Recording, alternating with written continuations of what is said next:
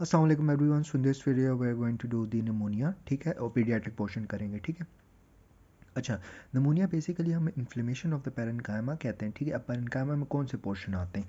एक हमारे पास इसमें आता है respiratory bronchioles, alveolar duct and alveoli, ठीक है। अब आ जाते हैं नमूने की क्लासिफिकेशन पे। एक एनाटॉमिकल क्लासिफिकेशन होता है जिसमें हमारे पास lobar pneumonia, broncho pneumonia and interstitial pneumonia आ जाता है, ठीक है। सही है। इसके अलावा हमारे पास एक क्लासिफिकेशन होती है that's basically based on the basis of the cause, ठीक है, जिसमें हमारे पास जो होता है कम्युनिटी एक्वायर्ड नमूनिया होता है, इसके अलावा हॉस्पिटल एक्वायर्ड नमूनिया होता है, एस्पायरेशन नमूनिया होता है, इम्यूनो कॉम्प्रोमाइज नमूनिया होता है, आईवी ड्रग अब्यूज़र नमूनिया होता है, ठीक है, लेकिन वो पीड्स में हम इंक्लूड नहीं करते, ठीक है।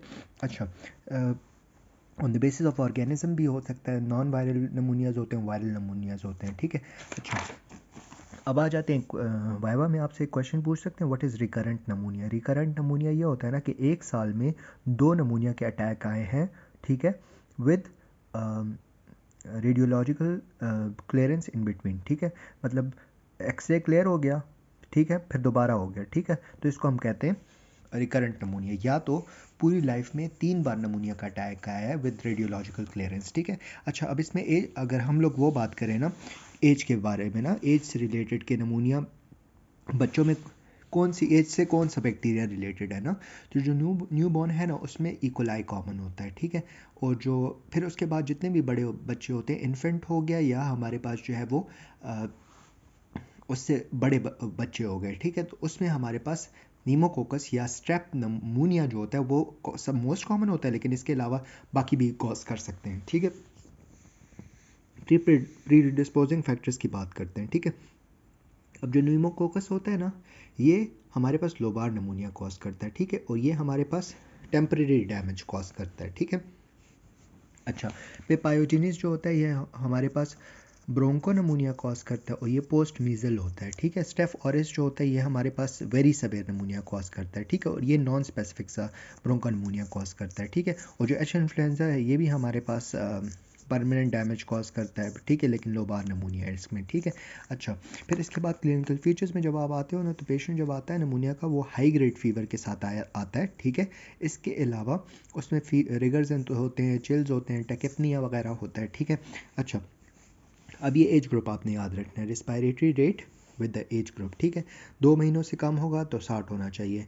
इसके अलावा जब 2 से 12 महीनों का होगा तो 50 तक होना चाहिए, ठीक है। और 1 से 5 साल का बच्चा होगा तो उसमें हमारे पास 40 का होना चाहिए, ठीक है, ब्रेथ्स पर मिनट। फिर डेंजर साइंस पे आ जाते हैं। डेंजर साइंस में हमारे पास 3 डेंजर साइंस आपने पूछने हैं, 2 आपने देखने हैं। 3 डेंजर में आपने पहला ये पूछना है कि is the child is able to feed और नॉट, ठीक है।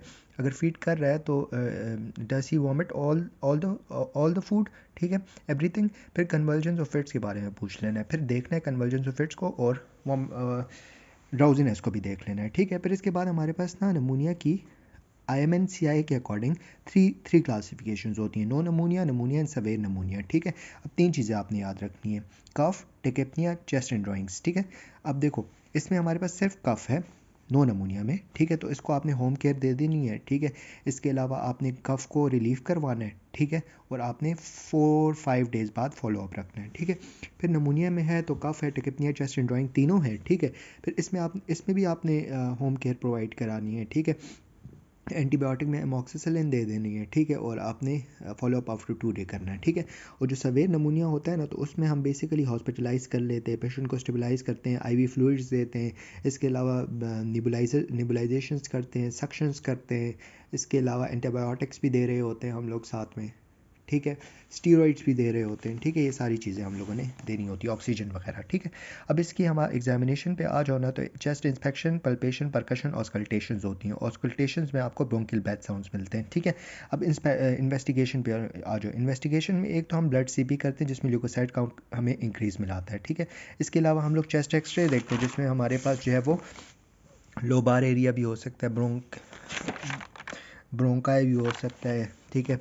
अच्छा, इन्वॉल्व कंसोलिडेशंस होती हैं ना, ठीक है। इसके अलावा हम लोग क्राम स्टेनिंग करते हैं, स्पूटम कल्चर करते हैं, ब्लड कल्चर करते हैं, ठीक है। इसके अलावा हम लोग ASO टेटर करते हैं, फर्स्ट स्टेप पायोजिन, और ट्यूबरकुलिन टेस्ट करते हैं फॉर TB, ट्यूबरकुलस नमूनिया, ठीक है।